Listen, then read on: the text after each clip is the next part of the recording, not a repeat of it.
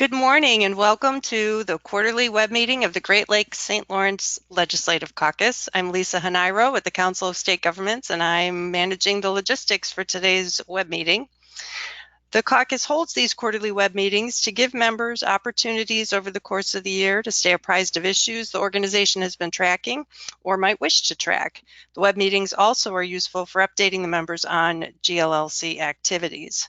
Like the annual meetings, the caucus's web meetings are open not only to caucus members, but to all legislators, staff, other government personnel, and anyone else who is interested in issues affecting water quality in the Great Lakes and St. Lawrence region.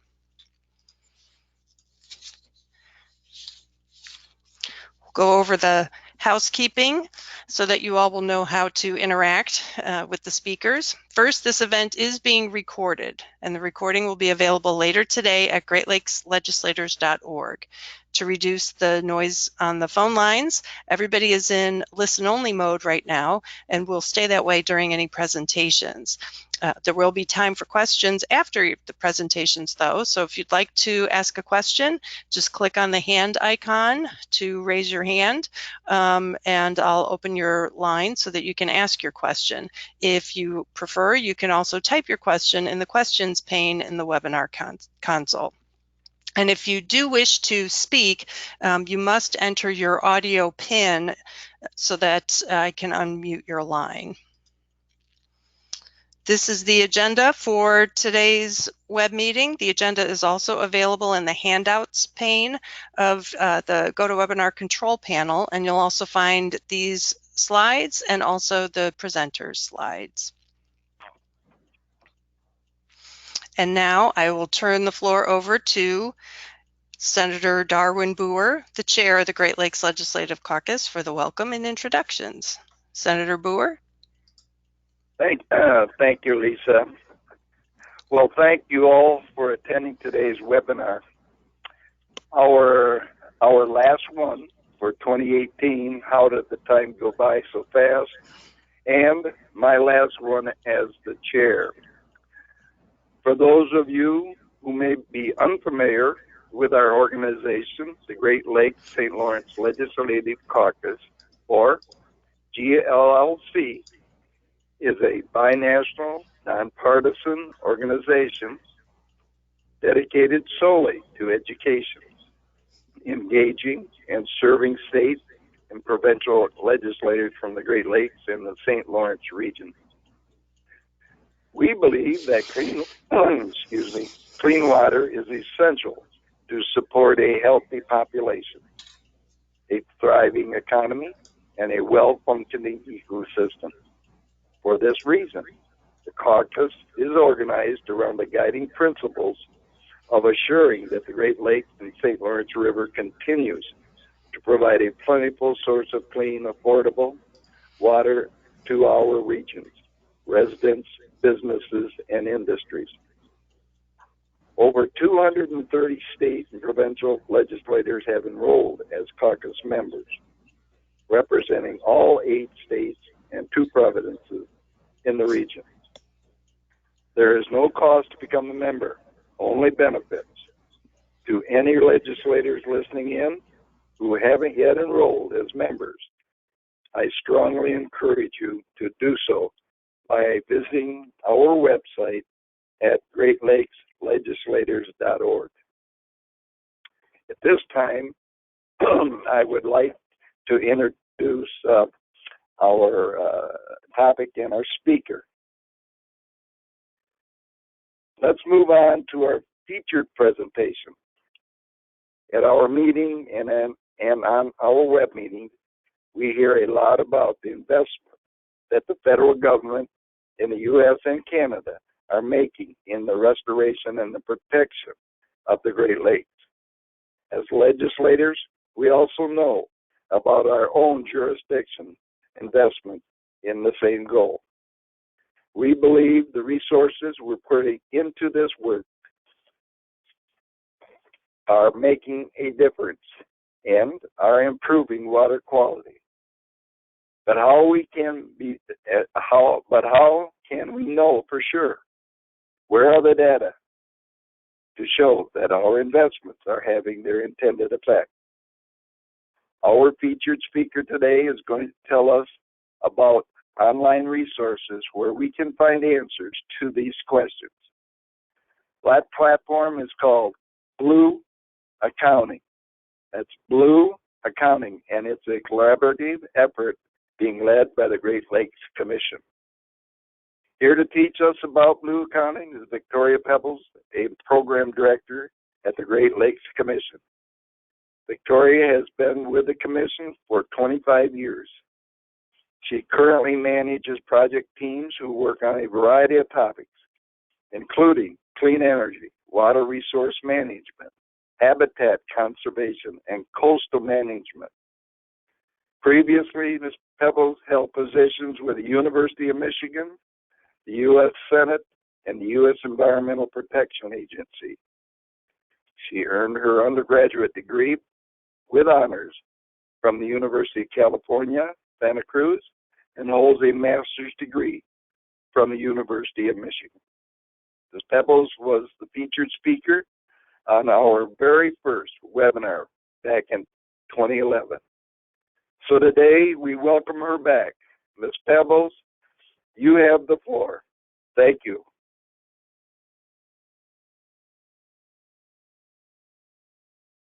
I believe, Victoria, you need to enter your audio pin so that I can unmute your line. It's pound 200 pound. There you go. Thank you. Good morning, and thank you for that lovely introduction. And I'm delighted to be returning to the Great Lakes Legislative Caucus to share with you some work we've been doing on Blue Accounting since the last time I presented to this esteemed body. Today I'm going to talk about a piece of Blue. I'll talk a little bit about Blue Accounting and really dive into Erie Stat, which is looking at phosphorus loads and the algae problems that we're facing in Lake Erie, but not only Lake Erie, also other parts of the Great Lakes. For the legislators that are in Wisconsin, you know there's similar problems in Green Bay. For those of you who are in the thumb area, maybe of Michigan, you know the Saginaw Bay, and there are other inland lakes that face these problems. But we're going to give you a snapshot of how we're trying to connect. How are our investments delivering toward our desired outcomes? We have a lot of reporting requirements. You guys are probably all familiar with that. People have different reporting requirements depending on which programs or which offices they held or whatnot. But Blue Accounting is really about trying to pull that information together in one place so people have a one-stop shop to gather information about how our investments are doing toward our desired outcomes. So today's the 14th. Thanks for having me. And I'm going to start first by giving you a very quick overview of why the Great Lakes Commission is doing this, why us, and who we are as a refresher. So we're kind of similar to the Great Lakes Legislative Caucus in some ways. We're a coalition that represents binational interests across the U.S. and Canada, based in the Great Lakes and St. Lawrence region at large. And our byline here on this slide says we're a unified voice for the states and provinces, and that's probably what you know us best for, as our advocacy work and our regional collaboration. And those are really linchpins for what we do, but there's a lot more that we do behind the scenes and a lot more that we can do, and we're hoping to build those partnerships with the Legislative Caucus and others moving forward. So just by way of background, the Great Lakes Commission is an interstate compact agency. So many of you hear about this Great Lakes Compact, and inadvertently you may be thinking about the 2008 Water Resources Compact. Before 2008, way back in 1955, the original Great Lakes Basin Compact was signed by the 8 states, and it bound those states together on a series of principles and actions and set up the Great Lakes Commission to carry out a number of duties and responsibilities. So it's important to remember that there is a 55 compact that preceded the 2008 Water Resource Compact, which is really more focused on water diversion and water resource management. So 13 years later, a long time, Congress gave its consent to this Great Lakes Basin Compact, which essentially gave us this blessing that we have the protection and endorsement of the federal government in the U.S., so the U.S. Congress, Congressional Senate, gave us that. In 1999, the provinces of Ontario and Quebec joined via a partnership agreement, but it's very fair to say that the decades preceding, leading up to 1999, we had worked very closely with Ontario and Quebec. So even though they're not part of the formal legal mechanism of the Interstate Compact Agency, for all practical purposes, our Quebec and Ontario delegation members, they sit on our board of directors, and they are on a day-to-day basis very engaged in almost everything we do. So what are some of our purposes? So we promote the orderly, integrated, comprehensive development, use, and conservation of the water resources of the Great Lakes. That's a mouthful, but I like to say that those were words that mean sustainable development before the term sustainable development became popular. And many of you have seen this because it's probably the most outwardly facing purpose that we share, but we also have authority to plan for water resource development, to plan for a basin to derive maximum benefit of public works. This is something we really haven't done too much of in the past. Fourthly, we can advise in securing and maintaining this proper balance. So this goes along with number one, among different water users. So there's really a water use focus here. And finally, establishing and maintaining this intergovernmental agency, this Interstate Compact Agency, which is the Great Lakes Commission. So Article 6 on this next slide is a summary of the powers that were enabled, given to the Great Lakes Commission when the compact was signed and it received congressional consent.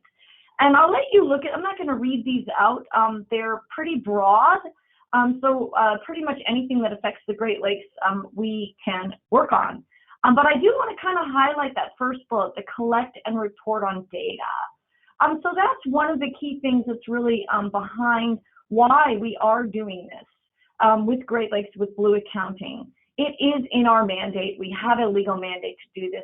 We've done this on any number of topics in the past, but Blue Accounting is different in that we're trying to pull it all together in one place on a variety of topics relevant to Great Lakes stakeholders and decision makers such as yourselves.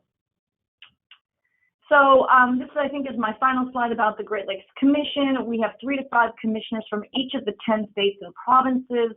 And on this slide here, just as a snapshot of currently who sits on our Great Lakes Commission, several of them are also legislators and belong to the Great Lakes Legislative Caucus. So there is some overlap. We were delighted to present at your in-person meeting in Erie, Pennsylvania on some of our work on green infrastructure and look forward to continuing to work with the Great Lakes Legislative Caucus. We think we can do much more than we have been doing together moving forward. So now, ERIE-STAT, what you all came to hear about. So ERIE-STAT, as part of Blue Accounting, looks at this concept of, well, let's talk about Blue Accounting first of all. Blue Accounting is really about looking at the Great Lakes and what they provide. 48 million people depend on it for drinking water. We have a large economy, about $5 trillion, and 2 states, 8 provinces, many, many counties. That doesn't even include the tribes and First Nations and others. So it's a complex social, economic, and institutional framework. Who's pulling all that information together? So Blue Accounting is really about, do our investments get us to the outcomes we desire? So how does it work? In a nutshell, this is a framework. I'm going to show how this has worked with ERIE-STAT, but we have this framework we're using across a variety of Great Lakes issues. We convene stakeholders.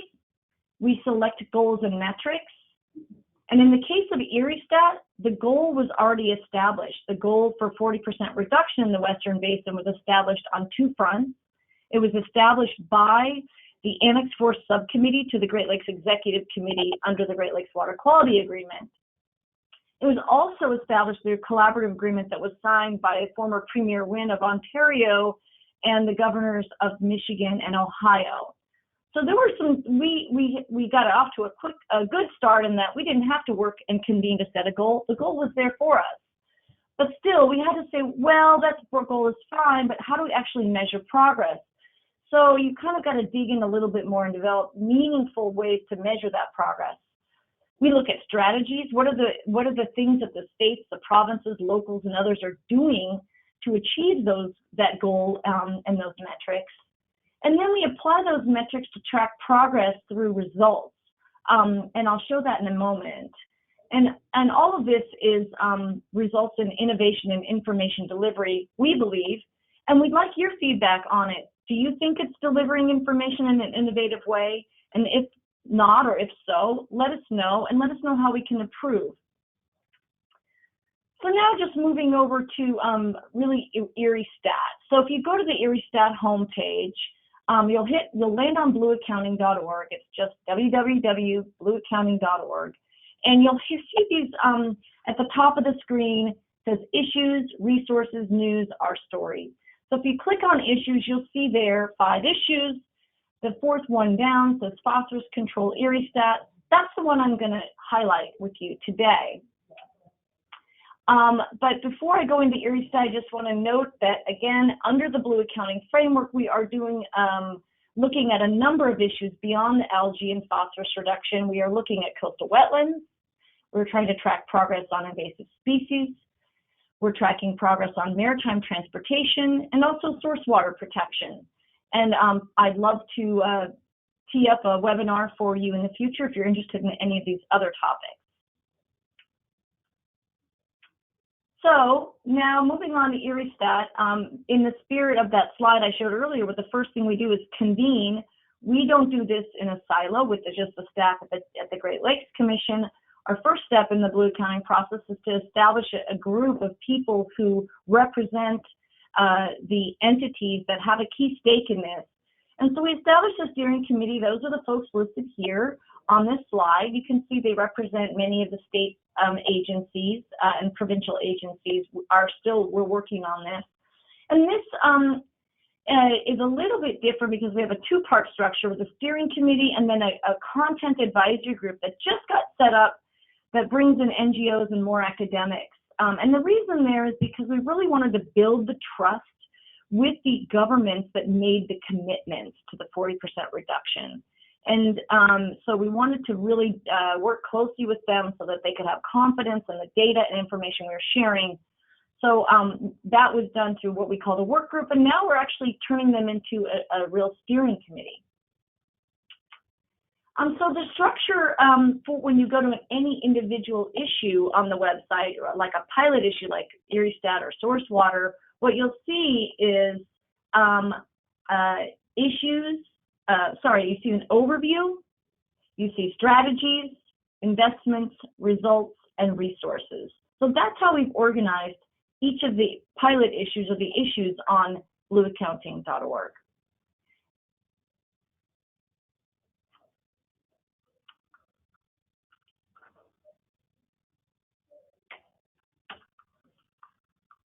Give me one moment. Okay, so I just circled on the top there where I was referring to, where you see the issues, resources, and news. So how does this all work? So we have strategies, investments, and results.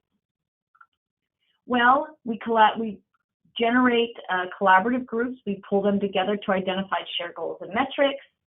And then we look at the strategies that are being implemented to achieve those identified goals. We develop metrics that we can use to actually measure progress toward those goals. And we look at the data that is behind those investments and those strategies. And finally, we take that and we roll it up into results. So the circle on the inside is really what you see on the website. And these boxes, these call-out boxes on the outside, are the processes that we use to deliver the information in the form of strategies, investments, and results. So the strategies, what are they? They really are focusing on the who, what, when, and why on any given issue. For Erie Stat, it's about reducing phosphorus coming into Lake Erie from various sources that are driving these harmful algal blooms. The investments aren't just money. The investments can be money, but can also be, say, where are those strategies being implemented?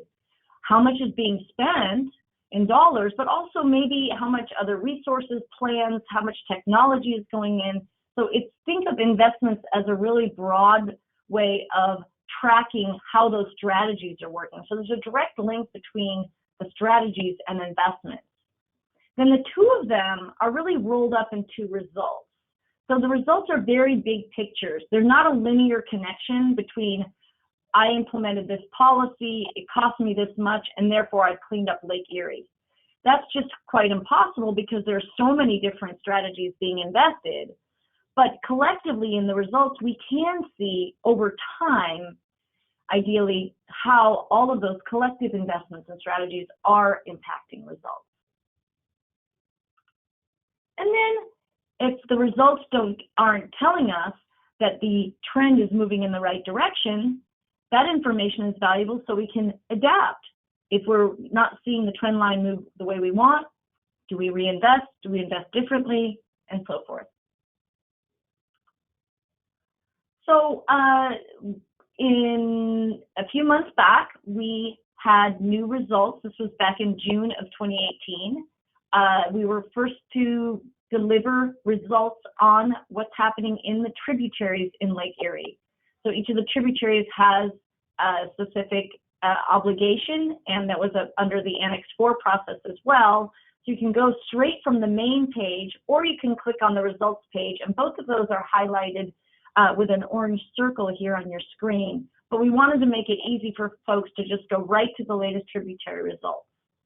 So if you go there, you can see, for example, spring phosphorus targets.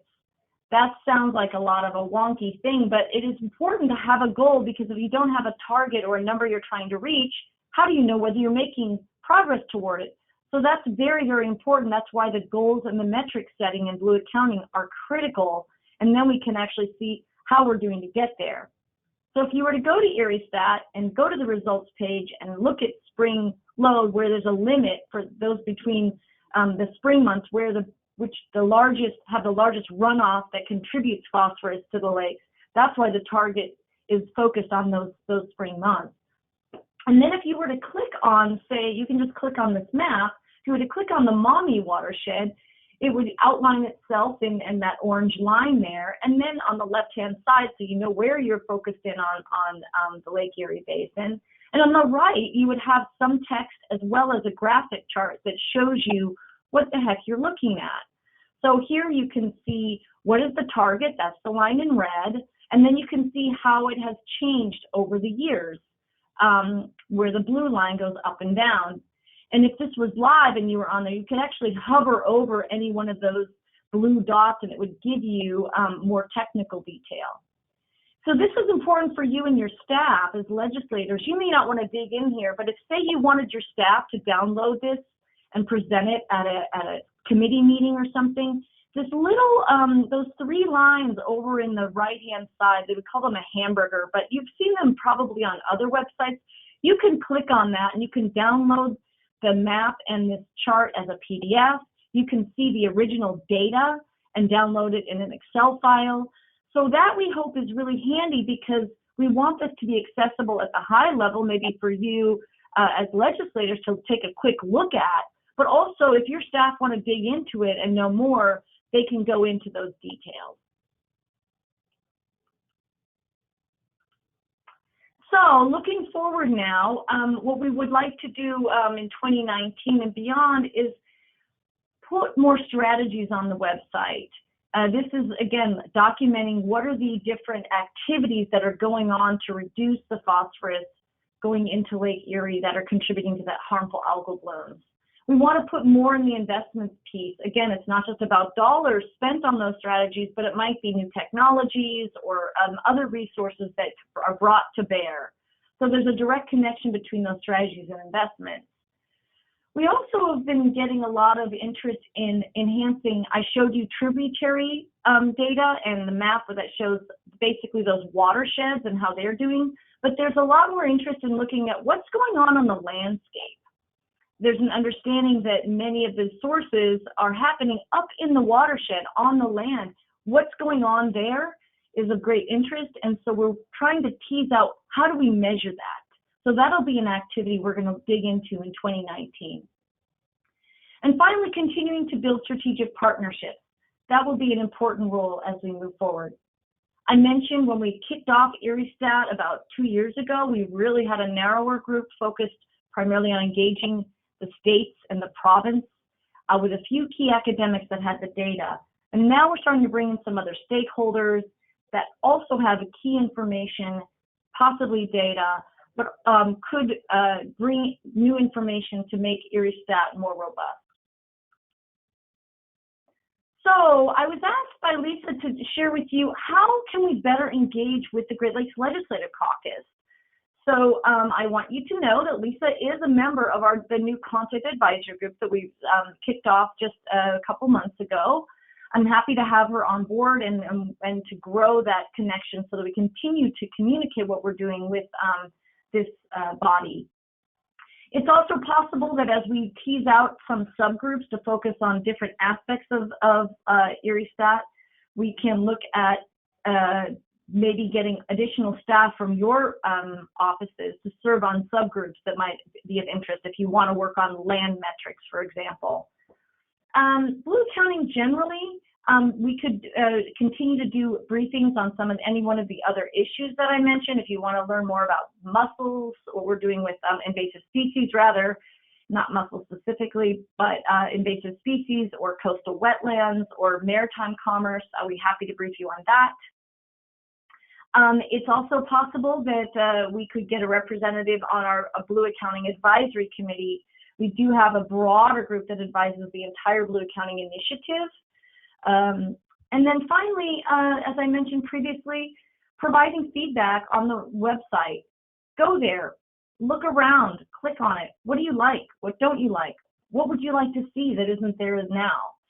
This is very valuable to help us make it be all that we're intending it to be, a place where folks can go to get one-stop shop on information that can help them make informed decisions about how we're doing to address some of these key Great Lakes issues. I have the email of our Strategic Engagement Director at the bottom of this slide. Her name is Tani Mata. Of course, you can also reach out to me directly, but either of us will be happy to respond and address any questions or comments you might have. And with that, I'd like to open it up for any questions. Well, Lisa, you will, and thank you, Victoria. This is very interesting. We have and Lisa's going to unmute the lines as needed, and so she can read in the typed questions. But I'd like to start with a question that, going forward, you mentioned 2019, one of the goals is build these relationships. In the state of Michigan, 31 of our 38 senators are termed out or lost the election, so there's only 7 coming back. We have a huge turnover in the House. How will you be engaging with our new members, I guess, and how can we get them better informed of all that's available under Blue Accounting? I mean, we have a big job to do to get our new people coming in to understand where to go and what information is available. So, Victoria, if you could answer that a little bit, I would appreciate that. Sure, and if I understand your question, you're asking specifically about Michigan, but I suspect other states also are having transitions occur and with a suite of new legislators coming in. Well, so I think so. Yes, yeah, I think so. But really, you've got a goal, a 2019, to build rate partnerships. So I guess that's the question. How are we doing this? Yeah, so I would say, first and foremost, I would continue to look to this body, the Great Lakes Legislative Caucus, is one way to do this. So we just did the webinar today, but if we were invited back to go do a deeper dive or to meet with individual state legislatures, we can either do a webinar for Michigan legislators specifically. And so I would look to working with Lisa to help identify if Michigan, for example, has that interest. You could also contact me directly, and you could say, hey, can you do a briefing for Michigan legislators? We want to see where there's leadership and interest in it. So I can blanket the legislatures and send the emails, but I think folks like yourself, knowing that there's a high level of transition, if you were to invite us to do a briefing, either through webinar or in person, that would be one way we can continue to build those partnerships. And I would say the same with your counterparts in other states. So either through the legislative caucus or directly with us. Yeah. This is Lisa, and Senator Boer, you raise an excellent point, and I have been thinking about the possibility of, in addition to the quarterly web meetings of the caucus, perhaps holding a Great Lakes 101 for new members specifically, not new members of the caucus, but new legislators from across the basin. And because of the large number of new legislators in Michigan, it might be a good idea to do that one separately and focus on Michigan issues. I think so, Lisa, and I think our new incoming members would really enjoy finding out what is being done. I mean, sometimes we wonder if anything's being done, and then when we hear that, let's say, wetlands issues and source water issues, we as a caucus have taken on lead is an issue, and I don't know, all this information that could be out there in certain places, Blue Accounting or wherever, we need to be able to know how to just hit the buttons and go in and find out that kind of information, especially who's working on what issue, who's working on this particular issue, so. Yeah. Right, and that leads me to a question I had for Victoria, and that is under the, you mentioned that investments does not just include, actual dollar investments. Is there a place on Blue Accounting, and I think it would be appropriate, but maybe I'm missing the point, but is there a place on Blue Accounting where information is posted on different state and provincial statutes or programs or policies, and then also the actual investments that the different jurisdictions are making into each of these different focus areas on the site? Great question, Lisa. In fact, there is. That's the strategies. So let's say you have the state of Michigan has some programs, like it has the MEAT program, which is an agricultural certification program that is doing to try to get farmers to voluntarily do more with ag conservation to keep the phosphorus on their land. That would be featured. Those types of programs, we're still building them. We don't have all of them there, but those are the strategies. It's not just one strategy, right, that's being used to address, that's being implemented to address the phosphorus coming into Lake Erie. There's a whole slew of them. Some are federal, some are state, some are provincial. So the strategies is where you can find those programs and policies. And not so much statutes. We're really looking more at I would say, programs and initiatives more than individual statutes, Lisa. But and so those will tie directly to investments. So say you have, Michigan's MEAP program, to again continue with that example, you have a description of the MEAP program on the strategies page, and then you crosswalk to the investments page. It would say, in FY 2018, the state of Michigan spent X dollars on the MEAP program. And X number of farmers enrolled in this program. So that X number of farmers enrolled isn't a it's a quantitative, it's a number, but it's not a dollar value, right? Mm-hmm. So there's it tells the story because you can't, it's virtually impossible for us to say one program or one activity is having a direct impact, a direct result. There's so many of them, and what we really want to do is place those big picture results that you see on the results page in the context of all those strategies and tactics that are being implemented by the different jurisdictions.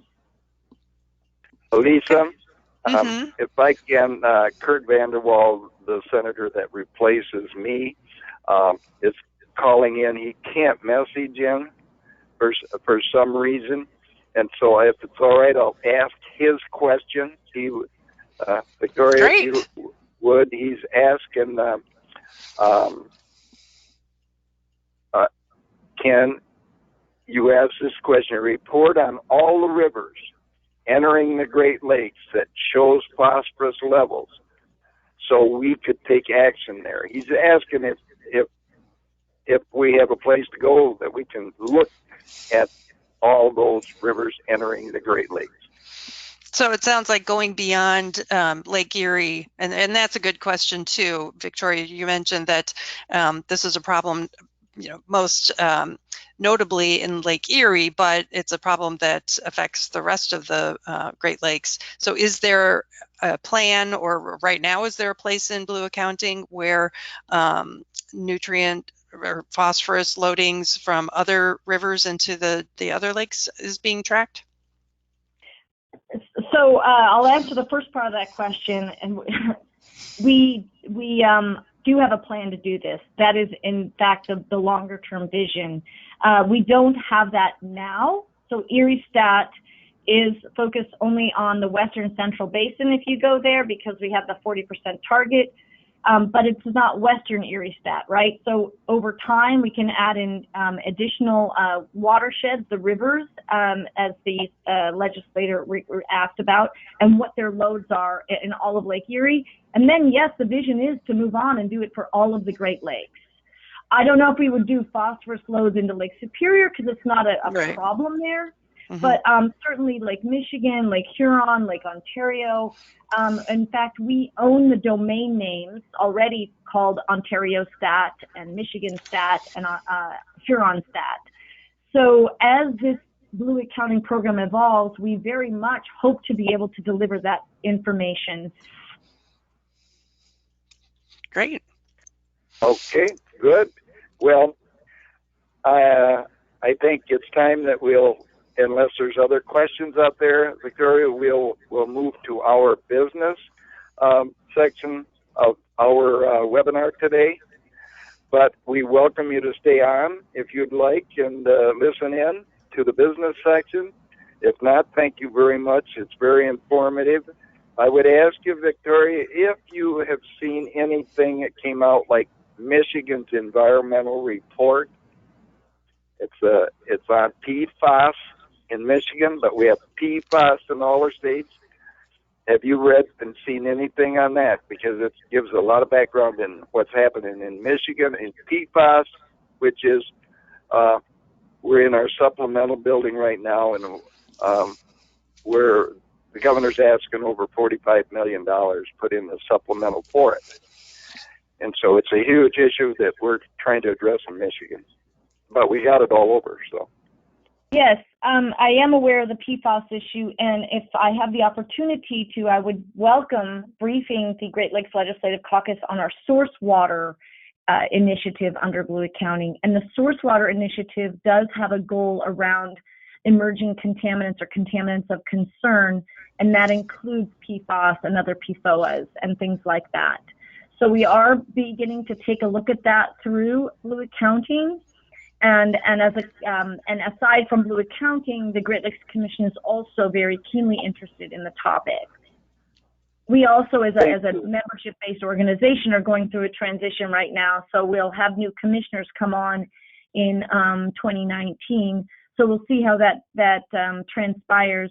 But the Source Water Initiative has a goal around emerging contaminants, and will continue to try to collect and report on that issue. That does sound like a good opportunity, and I'll definitely follow up on that then for Victoria. Thank you, Lisa. Share that. Okay, all right, well, then. Thank you very much for the opportunity. I will say goodbye and happy holidays to all of you, and wish you the best in the business portion of your meeting today, and look forward to future collaborations. Thank you. Great. Thank you again. Thank you. Okay, Lisa, we're going to move right into our business section of our webinar. Mm-hmm. So let's go to the lead reduction action plan. We are now convening our business section, starting with the report on lead reduction action plan.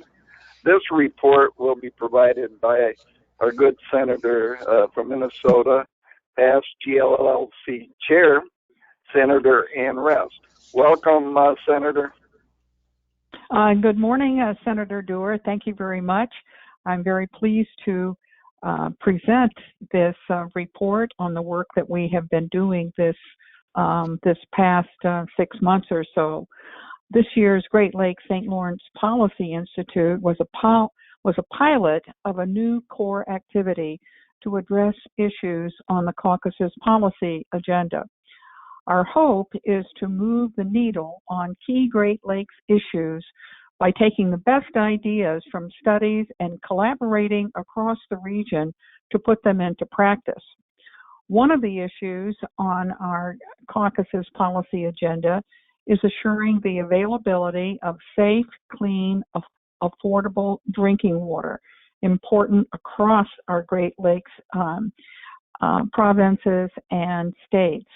For this year's pilot, we chose to focus specifically on reducing exposure to lead in drinking water. The intended long-term outcome is state and provincial policies to reduce the population's exposure to lead in drinking water. We recognize that our Great Lakes jurisdictions are in different places with regard to addressing this problem. We hope that our work through this Policy Institute will help our jurisdictions reduce exposure for all our citizens, but especially our most vulnerable populations like children and pregnant women and low-income families.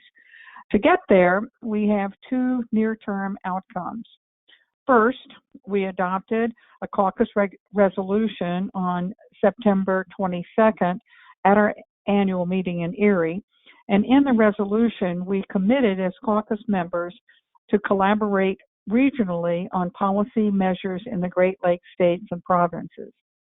Secondly, we are currently working on an action plan that will identify the steps our members can take in 2019 and 2020 to better protect the population from being exposed to lead in their drinking water. Leading this effort is the caucus's task force on lead. Participants in the pilot form the task force that is developing the action plan. The task force will also oversee the caucus's work to implement the plan. Currently, we have members from all states except New York. In 2019, however, we'll lose Senator Boer as a member, so we'll need to recruit 1 or 2 members from Michigan. We also hope to recruit legislators from New York, Ontario, and Quebec, so that every jurisdiction will be represented. If anyone is interested in serving, please contact Lisa.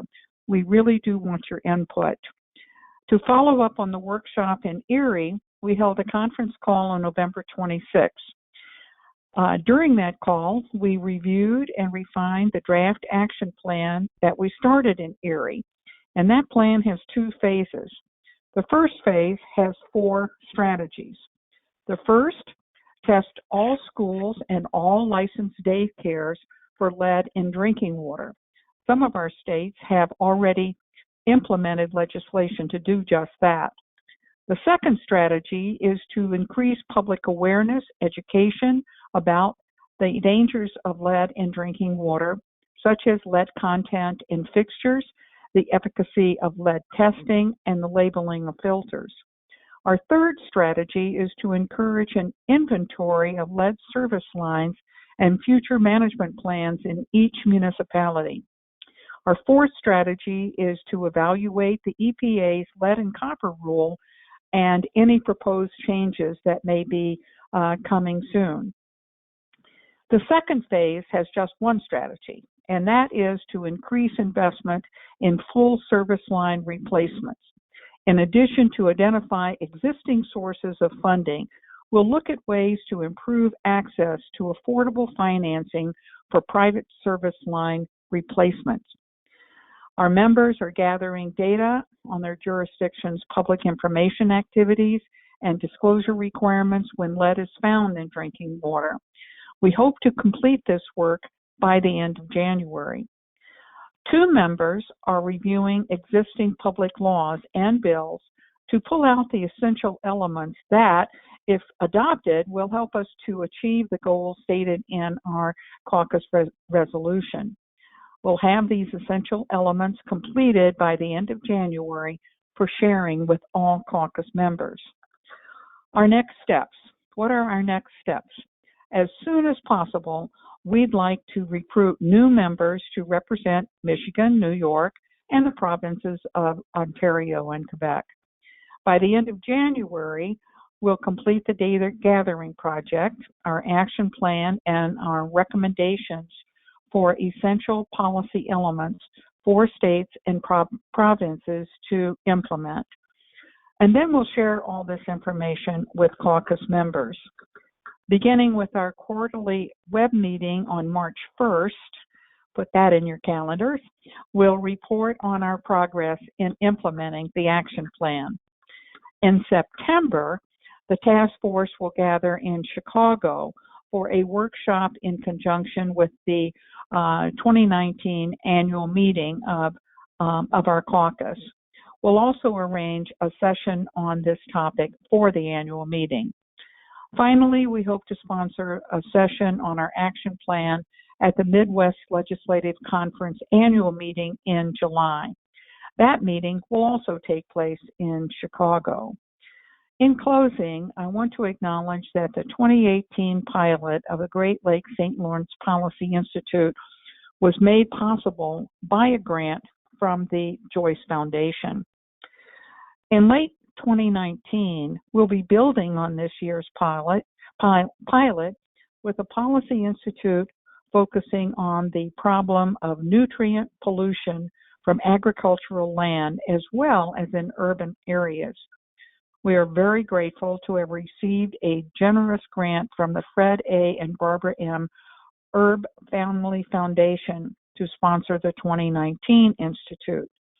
At our annual meeting in Erie, we resolved to name future institutes in honor of our caucus's founder, the late Michigan Senator Patricia Burkholz. So in late 2019 in Michigan, we'll be hosting the inaugural Patricia Burkholz Institute for Great Lakes St. Lawrence Policy. I encourage legislators on the line to get involved in planning and attending the Institute and encouraging all the new members of your legislature to become caucus members.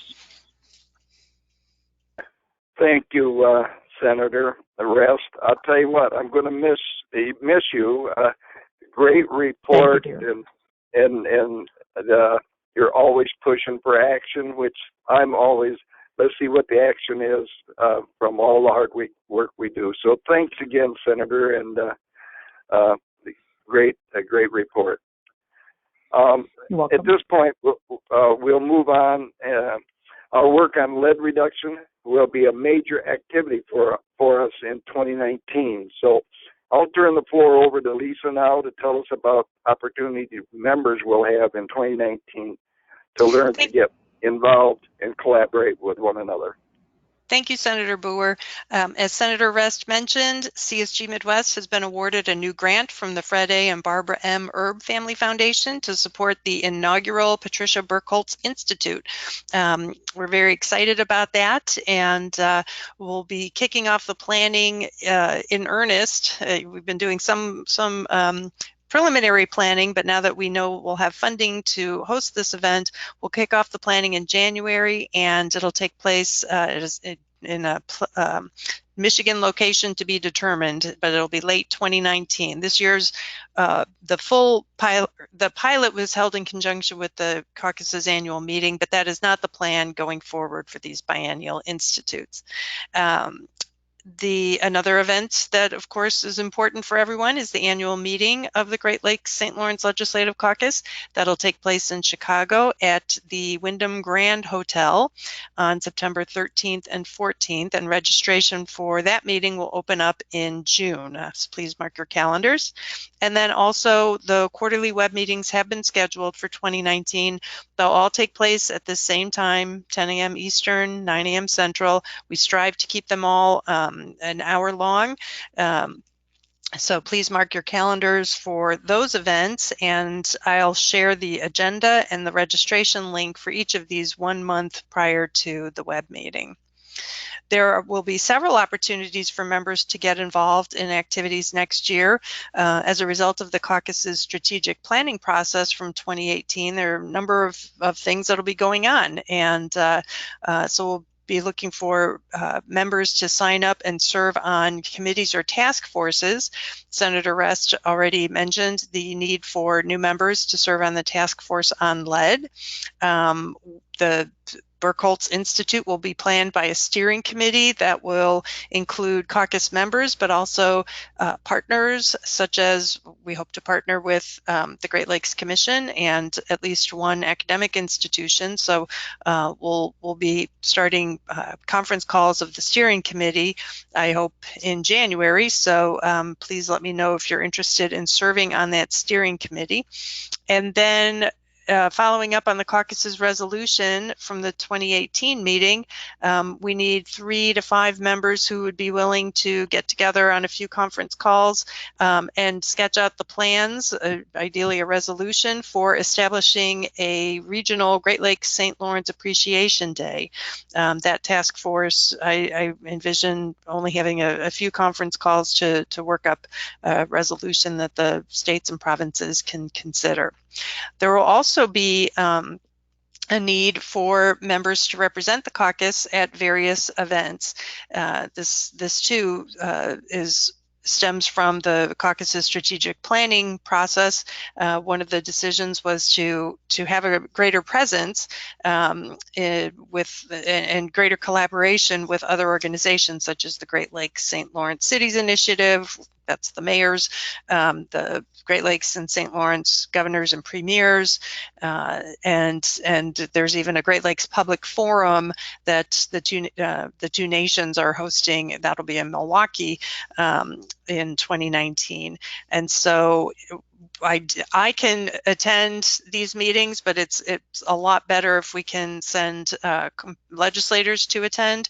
So I will be in touch as these dates approach to recruit volunteers who would be willing to either attend the meeting, or in some cases there is an opportunity to speak at the meetings. And then finally, it's important for me to know what all the members' interests are and how to reach all of you with information on the caucus. I'll be sending everyone a link to an online survey. It'll be very brief, I promise. And the purpose is just to help me gather the information, current contact information for all of you, and also get a sense of what issues are most important to you and what activities you might be interested in engaging in 2019. So when you receive that, please fill out the survey. It'll really help me do a better job of serving you.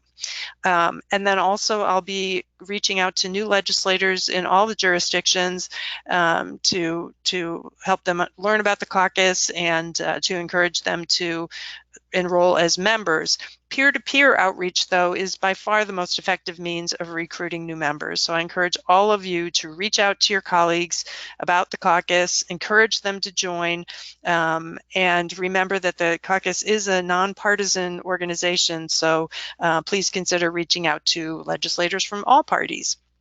I'll send out an updated roster for everyone once I update it to reflect the changes due to the election, and I'll also send you the new Great Lakes St. Lawrence Legislative Caucus membership brochure to assist all of you with your outreach. And with that, Senator Booher, I'll turn it back to you. All right, Lisa, thank you. And again, as I leave, I want to encourage all legislators to become active members of the GLLC by volunteering to serve on committees or task force, and certainly by attending our annual meetings and participating in web meetings. So at this point, I'm going to move to the next item, which all of you know, this caucus is a member-driven organization. All the work that we do is directed by the officers and the elected executive committee. In September, at our annual meeting, we elected a new leadership team that will take the reins in 2019. Before I introduce the new leadership, I want to acknowledge 3 of the current executive committee members who will complete their 2-year terms of office at the end of the month. That was Michigan Representative Dave Maturin, Ohio Representative Dan Ramos, Wisconsin Representative Nick Milroy. I'd like to thank these 3 members for their service to the Great Lakes St. Lawrence Legislative Caucus. It will be missed, and we certainly appreciate your involvement. And now I'd like to introduce the caucus's new leadership team, who will officially take office on January the 1st. We'll start with the officers. Senator Ed Charbonneau from Indiana has served 2 terms on the executive committee and will succeed me as the chair.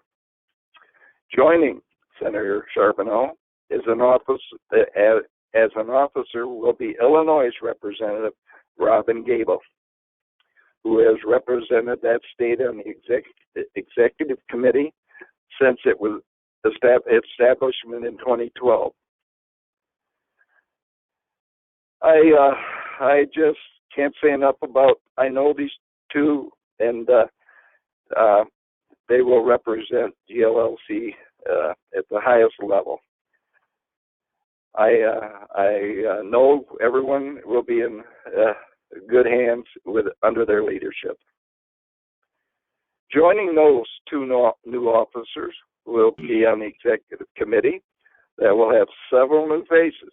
Senator Boer? Yes. I'm sorry to interrupt, but Senator Charbonneau would like to say a few words. Oh, sure. I'll hold right there. Yes. Senator Charbonneau, your line's open. Okay, thank you. Just a couple of quick things. First, off Senator Boer, you're a longtime friend, and your leadership is going to be a tough act to follow, but certainly greatly appreciated where you have taken the Great Lakes Caucus. If I could take a minute, and I don't know if this is the right point or not, but I was at the Council of State Governments annual meeting last week, and I made a presentation on best practices in regional cooperation at the conference, specifically talking about what we're doing with the Great Lakes St. Lawrence Legislative Caucus. And thanks to the work of Lisa, I think it was very well received. But maybe more importantly was the fact that Darren Nichols, who's the executive director of the Great Lakes Commission, and Thomas Crane, who's the deputy director, were there. Mike McCabe set a meeting up for he and I to meet with them, and we had an excellent meeting. And Mr. Nichols made it clear that he had already been approached by Senator Rest and Representative Schultz about getting together and looking for ways that we might partnership. And so this was a great next step for him, I think, and for us. And number one, he is very open to and receptive to partnering with us. And secondly, we talked about what at least a couple of things we might do. And one of the things that he brought up was maybe making a presentation at our annual meeting, just Great Lakes Commission 101. Because, sorry for the phone behind me, or the clock chiming, but as he went through the history of the Great Lakes Commission, there were a lot of things that I didn't realize, and maybe everybody else did, but it was really eye-opening to have him go through the history, and thought it might be good for him to to make a presentation at our annual meeting. Again, basically Great Lakes Commission 101. Secondly, was to partner with us on our next Policy Institute.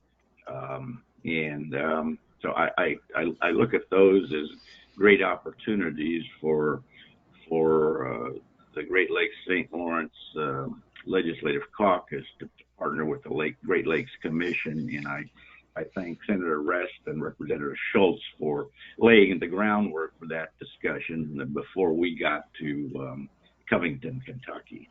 So with that, Lisa, again, Senator Boer, I am extremely grateful for what you have done, and hopefully with everyone on board and with Lisa's leadership, also we will.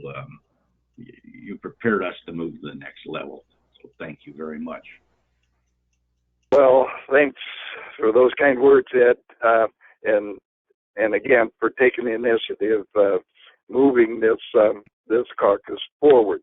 And I think this is kind of information that we can jointly share and work together is great for all of us and all the states and the provinces as one. So again, thank you, and I will move on to the rest of the new officers in the executive committee. There is several new faces, and I will start with Representative now Senator-elect Laura Fine from Illinois, Senator Rick Niemeyer from Indiana, Representative now Senator-elect Kurt Vanderwall from Michigan, Ohio Representative Kent Smith, and Wisconsin Representative Beth Myers. Welcome to all of you as new leaders of this caucus, and thank you for your commitment to serve this organization through 2019 and 2020. I'll return to the executive committee. Returning to this executive committee are Minnesota's Representative Jennifer Schultz, New York Assemblyman Peter Lawrence, and Pennsylvania Representative Kurt Sonny. As the past chair, Senator Rest will continue to serve on the executive committee as well. I want to thank all of you for your past service and your ongoing dedication to GLLC and to the Great Lakes. We are a binational organization, so we look forward to welcoming new executive committee members from Ontario and Quebec once those delegates have been appointed.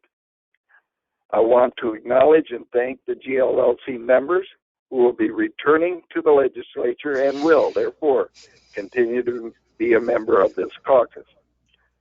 I hope that you all stay active and become even more active. This is a very exciting time for us as an organization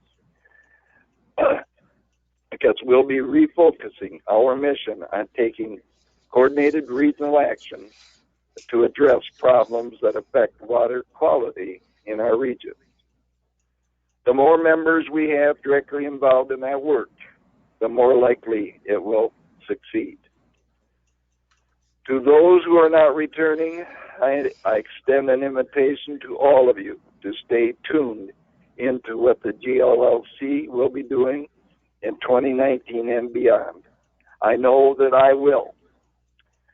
Lisa will be in touch with retiring members to share information on how to stay engaged in their work as GLLC alumni. Again, as I close out my term, 14 years in the House and Senate in Michigan, I can only say this was a highlight of my life as a legislator to be part of GLLC. And the information and cooperation and the working together with all the states has been a high water mark for me. With that, Lisa, I can't say enough about what you do in your organization for the good of all of us. And I just, Lisa, I want to say that to all of you, and particularly there to Senator Ann Rest and all your encouragement and all your support over my time as being a member. So keep up the good work, and it's not goodbye, but we'll see you later. Thank you, Lisa. Thank you, Senator Boer, and it has been a pleasure to work with you as a member of the caucus, as a member of the executive committee, and then eventually as chair. I'll miss working with you as a GLLC member, but I know we'll stay in touch when you become an alumnus of the organization. So it's been, like I said, it's been a pleasure to work with you. I want to thank everyone for tuning in today, and I'll let you know that the link to the recording will be shared later by email. You'll get an automatic message from GoToWebinar with the link. We'll make sure the slides from today get posted on the GLLC website as soon as possible. And please do mark your calendar for the next GLLC web meeting. That'll take place on March 1st, same time, 9 a.m. Central, 10 a.m. Eastern. And I hope everyone will have a very joyous and safe holiday season ahead. This concludes the Great Lakes St. Lawrence Legislative Caucus web meeting. Have a great weekend, everybody. Thank you.